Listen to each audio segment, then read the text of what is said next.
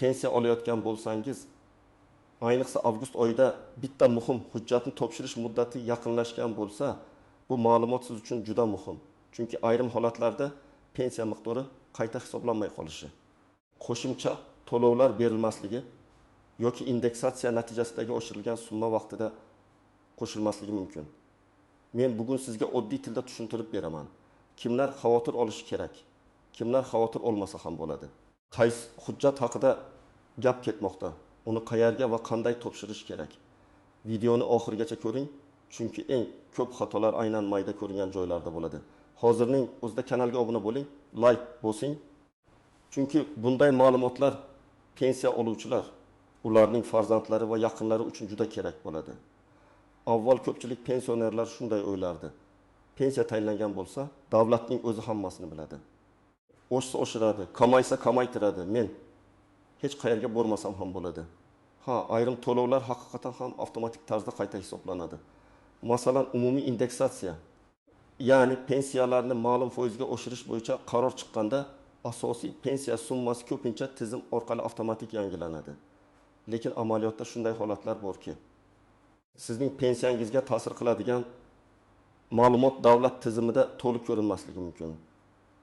Ayniqsa ish staji, ish haqi qaramog'ida bo'lgan shaxslar, nogironlik holati, doimiy yashash joyi, chet elga chiqib ketish, ishlayotgan yoki ishlamayotgan pensioner maqomi, qo'shimcha imtiyoz huquqi kabi masalalarda hujjat alohida taqdim etilishi talab qilinadi. Mana shu yerda muhim savol tug'iladi.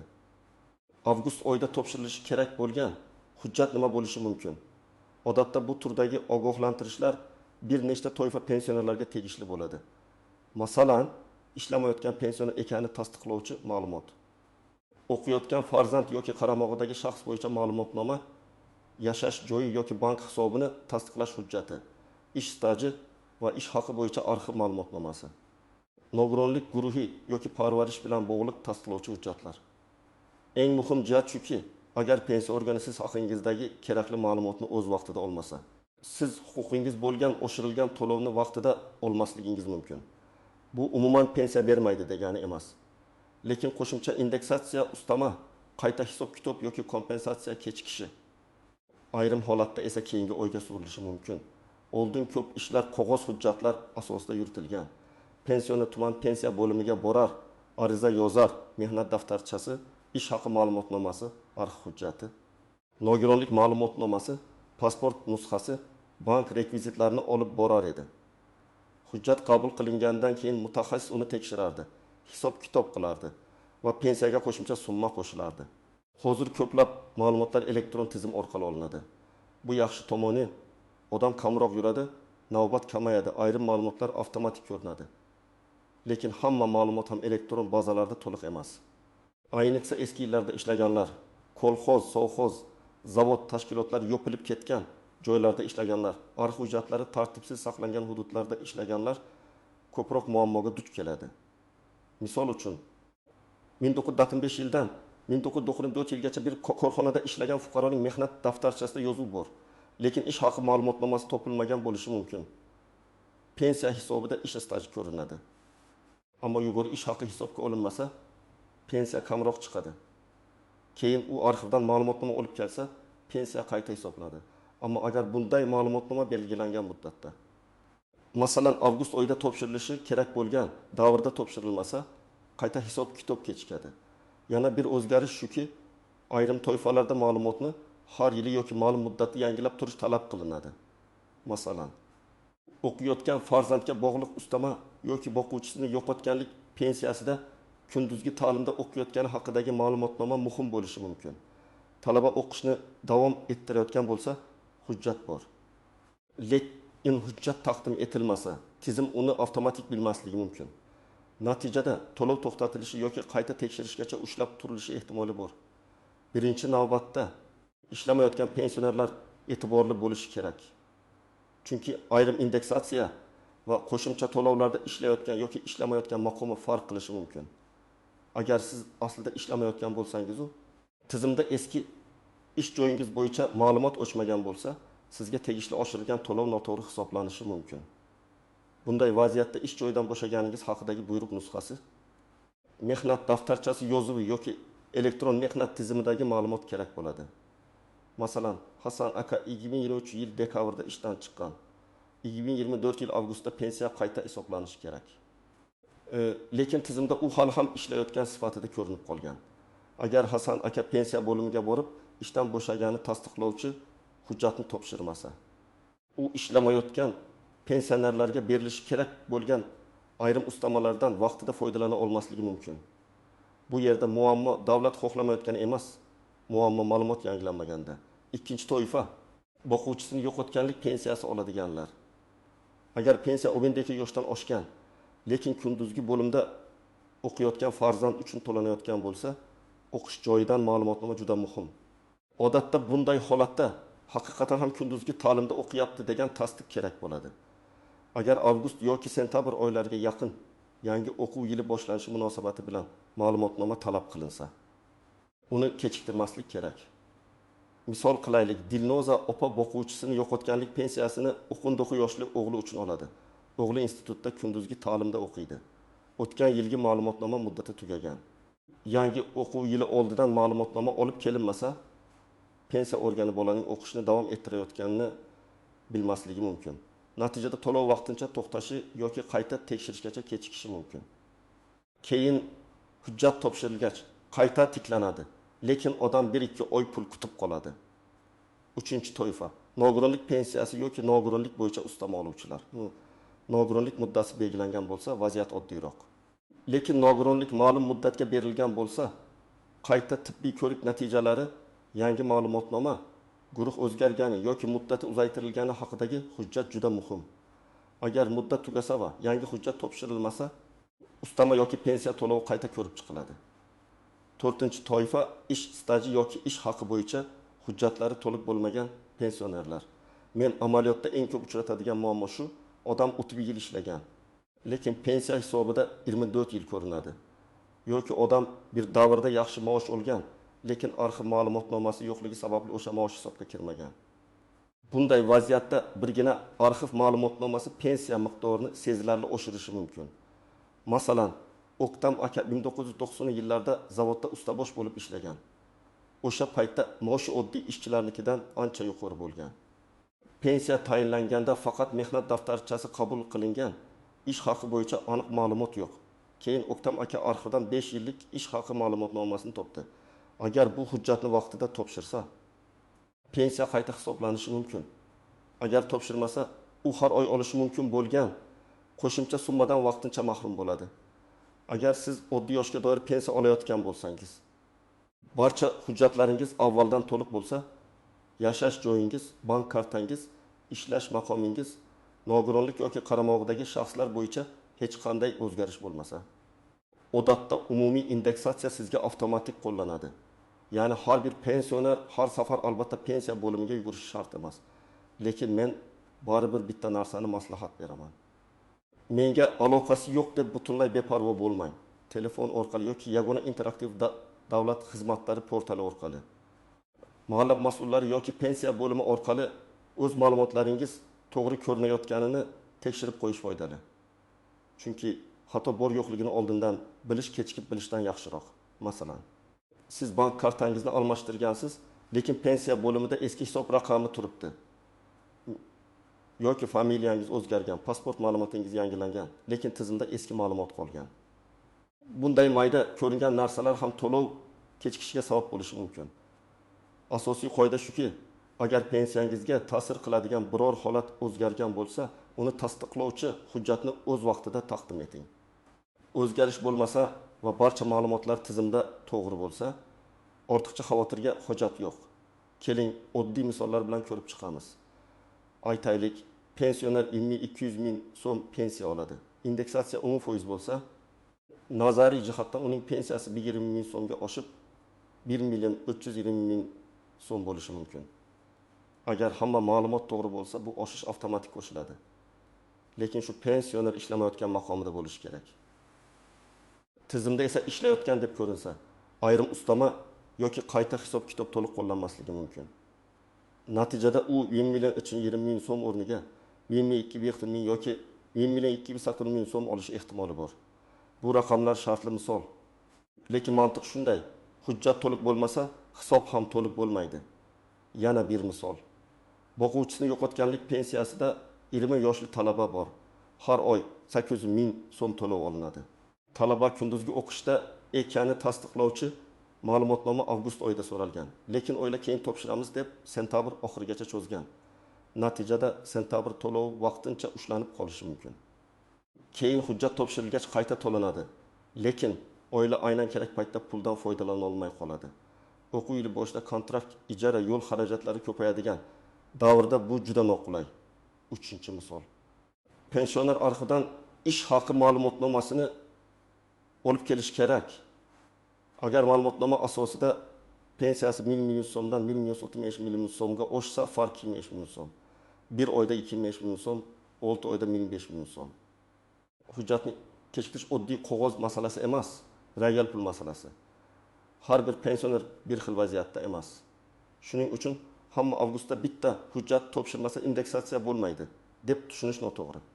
Bunday gaplar ko'pincha sarlavhada keskin aytiladi, lekin hayotda tafsilotlar bor. Kimdir uchun bu hujjat haqiqatan ham hal qiluvchi bo'ladi. Kimdir uchun esa hech qanday qo'shimcha harakat talab qilinmaydi. Birinchi istisno, agar kerakli ma'lumot elektron bazada allaqachon mavjud bo'lsa, alohida qog'oz olib borish shart bo'lmasligi mumkin. Masalan, ayrim ish joylari xodimning ishdan chiqqani haqidagi ma'lumotni elektron tizimga kiritadi.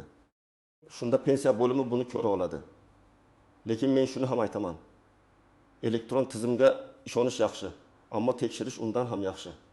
Chunki ma'lumot kiritilgan, lekin noto'g'ri sana bilan kiritilgan bo'lishi mumkin. Ikkinchi istisno. Nogironlik muddati belgilangan bo'lsa, har safar yangilash shart bo'lmasligi mumkin. Lekin guruh o'zgarsa, parvarish ehtiyoji paydo bo'lsa, qo'shimcha imtiyoz huquqi yuzaga kelsa, yangi hujjat kerak bo'ladi. Uchinchi istisno. Agar siz chet elga vaqtincha chiqqan bo'lsangiz, lekin doimiy yashash joyingiz O'zbekistonda bo'lsa, vaziyat bir xil bo'lmasligi mumkin. Pensiya to'lovlari, yashash joyini tasdiqlash, bank kartadan foydalanish bo'yicha alohida tartiblar bo'lishi mumkin. Bunday holatda qo'shnim shunday qilgan degan gapga emas, rasmiy pensiya organi javobiga tayanish kerak. 4-istisno. Sud qarori bilan tasdiqlangan ish staji yoki huquq bo'lsa, qo'shimcha hujjat tartibi boshqacha yurishi mumkin. Masalan, arxivda ma'lumot topilmagan, lekin sud ish stajini tan olgan. Bunday qaror pensiya bo'limiga taqdim etilishi kerak.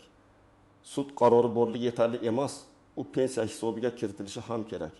Eng keng tarqalgan xato hujjatni topshirdim deb o'ylash, lekin qabul qilingani haqida tasdiq olmaslik. Men har doim aytaman, pensiya bo'limiga hujjat topshirsangiz, ariza raqami, qabul qilingan sana yoki elektron murojaat raqamini saqlab qo'ying. Chunki keyin men topshirgan edim degan gapni isbotlash qiyin bo'lib qoladi. Ikkinchi xato. Nusxa bilan asl nusxani chalkashtirish. Ba'zi joylarda hujjatning asl nusxasi ko'riladi, nusxasi olinadi. Ba'zi hujjatlar notarial tasdiqlanishi talab qilinishi mumkin. Agar siz faqat telefoningizdagi rasmni ko'rsatsangiz, bu hamma holatda yetarli bo'lmasligi mumkin. Uchinchi xato muddati o'tgan ma'lumotnoma. Masalan, o'qish joyidan olingan ma'lumotnoma o'tgan semestr uchun berilgan. Pensiya organi esa yangi o'quv yili uchun yangisini so'raydi. Hujjat bor, lekin muddati mos emas. Natijada to'lov baribir kechikishi mumkin. 4-xato. Ism, familiya, tug'ilgan sana yoki pasport raqamidagi bitta harf xatosi. Ayniqsa eski hujjatlarda kiril yozuvidan lotinga o'tilganda farqlar bo'ladi. Masalan, Yo'ldoshev bir hujjatda Yuldashev, boshqasida Yo'ldoshev deb yozilgan bo'lishi mumkin. Bunday farqlarni izohlovchi hujjat talab qilinishi ehtimoli bor. 5-xato, arxiv hujjatni oxirgi kunga qoldirish. Arxiv ma'lumotnomasi bir kunda chiqmasligi mumkin. Ba'zan korxona hujjatlari boshqa tumanda, viloyat arxivida yoki umuman tugatilgan tashkilot hujjatlari ichida bo'ladi. Shuning uchun avgustda topshirish kerak bo'lsa, avgust oxirida emas, imkon qadar erta boshlash kerak. Birinchi qadam, o'zingizning holatingizni aniqlang. Siz qaysi pensiyani olyapsiz? Yoshga doir pensiyami, nogironlik pensiyasimi, boquvchisini yo'qotganlik pensiyasimi yoki qo'shimcha ustama olasizmi? Pensiyangiz oddiy hisoblanganmi yoki unda qaramog'idagi shaxsi, nogironlik guruhi, ish staji, maxsus imtiyoz, zararli mehnat sharoiti kabi qo'shimcha omillar bormi? Agar qo'shimcha omil bo'lsa, hujjat talab qilinishi ehtimoli yuqoriroq. Ikkinchi qadam, pensiya bo'limi yoki rasmiy xizmat orqali ma'lumotlaringizni tekshiring. Tuman pensiya jamg'armasi bo'limiga murojaat qiling. Yagona interaktiv davlat xizmatlari portali orqali so'rab yuboring yoki ishonch telefoni orqali aniqlashtiring. Savolni aniq bering. Mening pensiyam indeksatsiya yoki qayta hisob-kitob bo'yicha to'liq qo'llanishi uchun avgust oyida qanday hujjat topshirishim kerak? Shunday so'rasangiz, javob ham aniqroq bo'ladi. 3-qadam, kerakli hujjatlarni tayyorlang. Odatda quyidagilar kerak bo'lishi mumkin. Pasport yoki ID karta, pensiya guvohnomasi, bank plastik karta rekvizitlari, mehnat daftarchasi yoki elektron mehnat ma'lumoti, ishdan bo'shaganlik haqidagi buyruq, ish haqi bo'yicha arxiv ma'lumotnomasi, o'qish joyidan ma'lumotnoma, nogironlik bo'yicha tibbiy ijtimoiy ekspertiza hujjati, qaramog'idagi shaxsni tasdiqlovchi hujjatlar, nikoh yoki tug'ilganlik guvohnomasi. Familiya o'zgargan bo'lsa tegishli tasdiq. 4-qadam, ariza yozing. Arizada oddiy va aniq yozing. Pensiyamni qayta hisoblashni, indeksatsiya yoki ustama qo'llashni. Taqdim etilgan hujjatlar asosida ma'lumotlarimni yangilashni so'rayman. Arizaga hujjatlar ro'yxatini ilova qiling. Qaysi hujjatni topshirganingizni o'zingiz ham yozib oling. 5-qadam, qabul qilinganini tasdiqlatib oling. Agar qog'oz shaklida topshirsangiz, arizangizning 2-nusxasiga qabul qilingan sana va mas'ul xodim belgisini oldiring. Agar elektron yuborsangiz, murojaat raqamini saqlang. Agar pochta orqali yuborsangiz, yuborilganini tasdiqlovchi kvitansiyani saqlang. Bu keyin sizning huquqingizni himoya qiladi. 6-qadam, natijani tekshiring. Hujjat topshirilgandan keyin pensiya keyingi oyda qanday o'zgarganini ko'ring. Bank kartaga tushgan summani eski summa bilan solishtiring. Agar farq bo'lmasa, darhol so'rang. Hujjat ko'rib chiqildimi? Qayta hisob-kitob qilindimi? Rad etilgan bo'lsa sababi nima? Og'zaki javob yetarli bo'lmasa, yozma javob so'rang. Eng asosiy joy yashash manzilingiz bo'yicha pensiya jamg'armasi bo'limi. U yerda sizning pensiya ishingiz yuritiladi. Agar mahallada ijtimoiy xodim yoki yordamchi mas'ul bo'lsa, u orqali ham dastlabki ma'lumot olishingiz mumkin. Lekin yakuniy hisob-kitobni pensiya organi qiladi. Agar ish staji yoki ish haqi bo'yicha hujjat kerak bo'lsa, avval ishlagan korxonangizga murojaat qiling. Korxona mavjud bo'lsa, kadrlar bo'limi yoki buxgalteriya ma'lumotnoma beradi. Korxona tugatilgan bo'lsa, uning hujjatlari qaysi arxivga topshirilganini aniqlash kerak. Tuman yoki viloyat arxiviga murojaat qilinadi. Arxivga murojaatda ishlagan yillaringiz, korxona nomi, lavozimingiz, taxminiy davrni aniq yozing. Agar o'qiyotgan farzand bo'yicha hujjat kerak bo'lsa, ta'lim muassasasining dekanati yoki o'quv bo'limidan kunduzgi ta'limda o'qiyotgani haqida ma'lumotnoma olinadi. Ma'lumotnomada talabaning FIH tug'ilgan sanasi, ta'lim shakli, kursi, o'qish muddati, muassasa muhri va mas'ul shaxs imzosi bo'lishi muhim. Agar nogironlik bo'yicha hujjat kerak bo'lsa, tibbiy ijtimoiy ekspertiza komissiyasi tomonidan berilgan amaldagi hujjat tekshiriladi. Guruh, muddat. Qayta ko'rik sanasi to'g'ri ko'rsatilgan bo'lishi kerak. Men bu gapni ayniqsa pensionerlarning farzandlariga aytmoqchiman. Otangiz yoki onangiz borib yurishga kuchim yo'q, tushunmayman, ertaga boraman deb qoldirishi mumkin. Lekin bitta hujjat vaqtida topshirilmasa, ularning har oy oladigan puli kamayishi yoki kechikishi mumkin. Shuning uchun ularning pensiya holatini tekshirib qo'ying. Ayniqsa avgust oyida yangi o'quv yili oldidan indeksatsiya e'lon qilingan davrlarda yangi qarorlar chiqqanda befarq bo'lmang. Agar ota-onangiz qishloqda yashasa, siz shaharda bo'lsangiz, telefon qilib aniq so'rang. Pensiya bo'limidan chaqirishdimi? Qanday hujjat so'rashdi? O'qiyotgan nabira bo'yicha ma'lumotnoma kerakmi? Bank kartasi ishlayaptimi? Pasport muddati o'tmaganmi? Kerak bo'lsa, hujjatlarni yig'ishda yordam bering. Bu faqat pul masalasi emas, bu keksa insonning xotirjamligi masalasi. Yana bir muhim maslahat. Har bir pensioner uyida alohida papka tutish kerak. Papkada pasport nusxasi, pensiya guvohnomasi, mehnat daftarchasi nusxasi, arxiv ma'lumotnomalari, tibbiy hujjatlar, bank rekvizitlari, arizalar nusxasi. Pensiya bo'limidan olingan javoblar tartib bilan tursin. Hujjat kerak bo'lganda odam sarosimaga tushmaydi. Endi asosiy savolga aniq javob beraman. Agar sizga haqiqatan ham avgust oyida muayyan hujjat topshirish majburiyati qo'yilgan bo'lsa va siz uni topshirmasangiz, pensiyangiz bo'yicha tegishli qayta hisob-kitob vaqtida amalga oshmasligi mumkin. Indeksatsiya yoki ustama avtomatik qo'llanmay qolishi, to'lov kechikishi, hujjat topshirilgandan keyin qayta ko'rib chiqilishi mumkin. Bu har doim pul butunlay yo'q qoladi degani emas. Ko'p holatda hujjat topshirilgandan keyin qayta hisoblash amalga oshiriladi.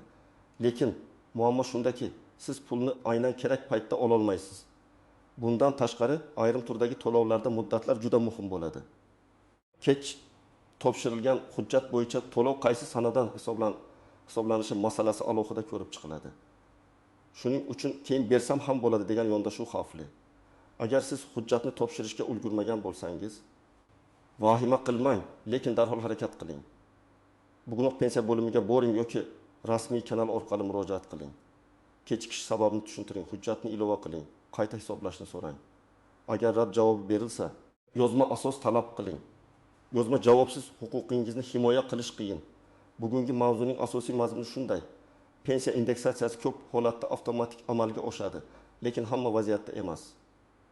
Agar sizning pensiyangiz ishlamayotgan maqom, o'qiyotgan farzand, nogironlik qaramog'idagi shaxs, ish staji, arxiv ma'lumotnomasi yoki boshqa qo'shimcha hujjatlari bog'liq bo'lsa, avgust oyidagi hujjat masalasini jiddiy tekshiring.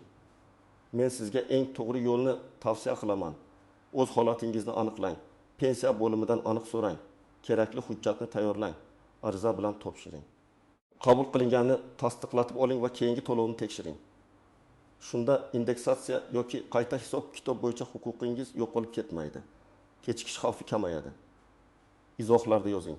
Sizga avgust oyida pensiya bo'yicha biror hujjat topshirish kerakligi aytildimi? Qaysi hujjatni so'rashdi? Pensiyangiz oshdimi yoki hali ham kutyapsizmi? Tajribangiz boshqalarga ham foydali bo'ladi. Videoga like bosing.